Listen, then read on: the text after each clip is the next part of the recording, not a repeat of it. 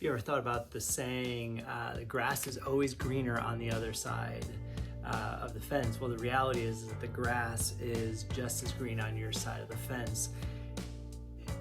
If you have kids, I don't know if you've ever had one who it seems like when things happen with their siblings, they're always comparing what their siblings got. Like it's never good enough for them. So one of our kids, I remember a couple years ago, was really struggling with bedtime. And it seemed like every night it would be time for them to go to bed, and they would have to go to bed earlier than what their older siblings were. And they felt like they should be able to stay up as late as their siblings because they could handle it and they would be just fine. What was funny about it is actually at that point in their life, they were actually staying up later than what their two older siblings were at that point in their life.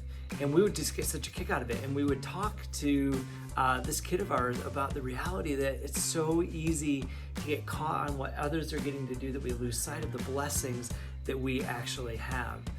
And just the other day, I was reading in John. I've been reading through the Bible this year and in the Gospels right now. Started sometime after the first of the year last year, but I'm in the Gospels and get towards the end of Jesus's life, and he's died, rose again. He's getting ready to ascend, and he's walking along with Peter, and he tells Peter what his future looks like. And Peter looks at him and asks about John, the disciple that Jesus loved.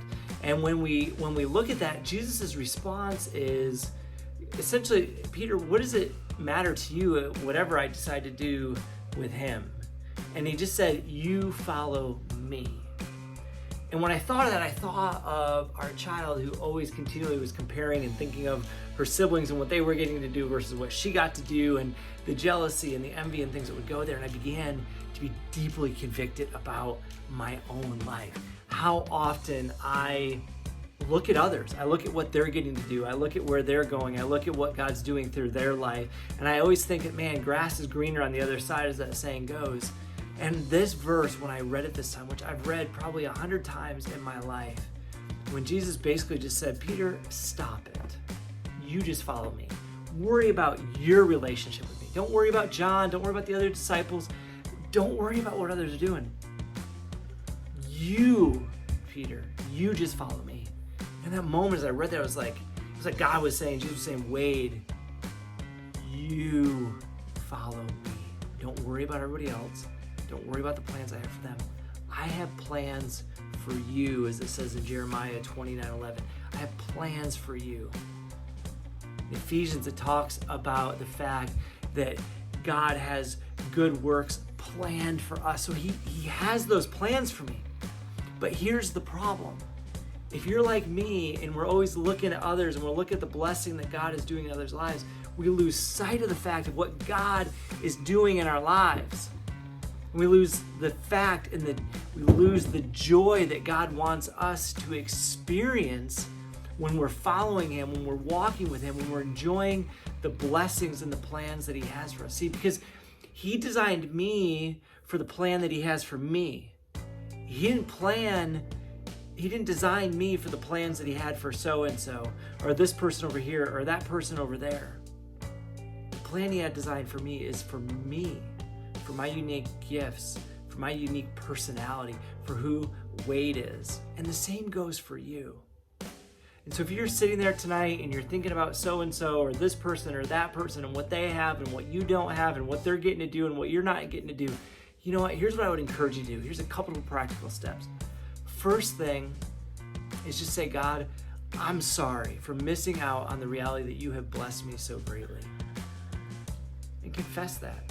And then say, Jesus, be at work in my life. And then take a few minutes, sit down with a journal, pen, piece of paper, your notes app on your phone, your iPad, your tablet, whatever, and just start writing down all the blessings in your life.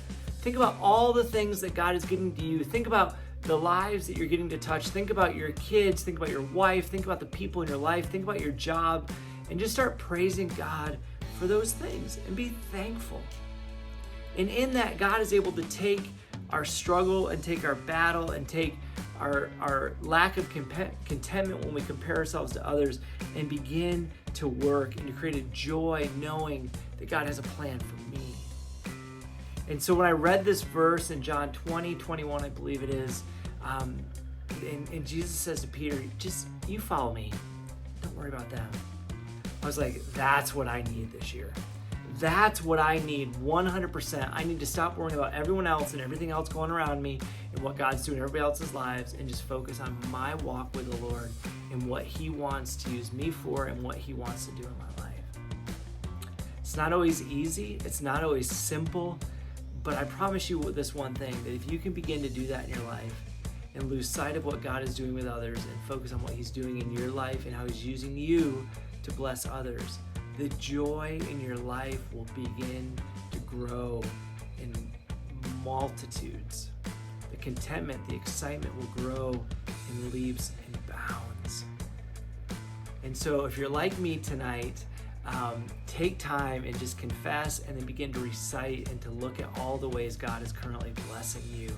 And more than anything, listen to these words of Jesus that He said to Peter of, stop worrying about them and you just follow me, because I have plans for you, Peter.